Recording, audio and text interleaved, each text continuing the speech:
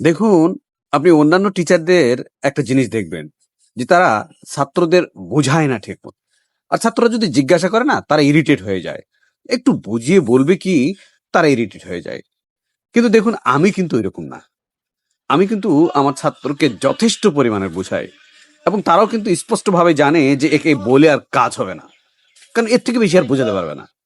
তো যাই হোক অন্যান্য টিচাররা কি করে জানেন? যে একেকটা বেচে মানে তারা একদম ২৫ জন ৩০ জন নিয়ে নেয়। আমি কিন্তু এই কাজটা করি না। আমি কিন্তু ৫ জন। ৫ জনের বেশি আমি কখনোই পড়াবো না। কখনোই পড়াবো না।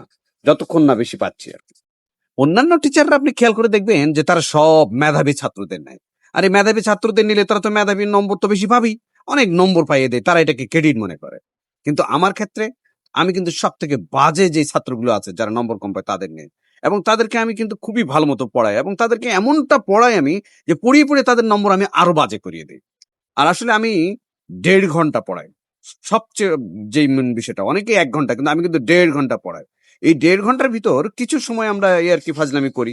কিন্তু আমি বলে দিয়েছি, পড়ার সময় পড়া, ইয়ার্কির সময় মজা ফাজলামি সেটা করো। আমরা মোটামুটি ১.৫ ঘন্টা মজা ফাজলামি করি আরকি। আরেকটা বিষয় আপনি দেখবেন যে এই প্রাইভেটটাকে এখন টিচাররা একটা ব্যবসা মনে করে ফেলেছে। ৳৫০০ তারা মাসে নেবে। এটা এখন পুরো একটা ব্যবসা করে ফেলেছে। ব্যবসা যখন হয়ে গেছে তখন আমি ৳১,০০০ নেই আরকি। আগে আমি নিতাম না, আগে নিতাম না।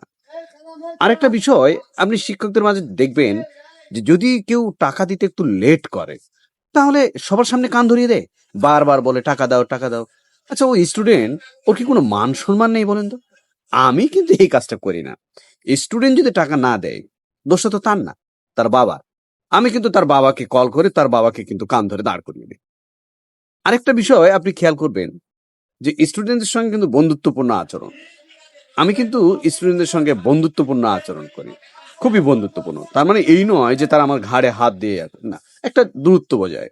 তারা কিন্তু এমনও করে যে সিগারেটটা পর্যন্ত তারা নিজে ধরে খাবে না। আমাকে দিয়ে ধরাবে আরকি। এমন একটা অবস্থা। তো এই হচ্ছে আমাদের বর্তমান টিচারদের পার্থক্য আর আমার মধ্যে তাদের একটা পার্থক্য আর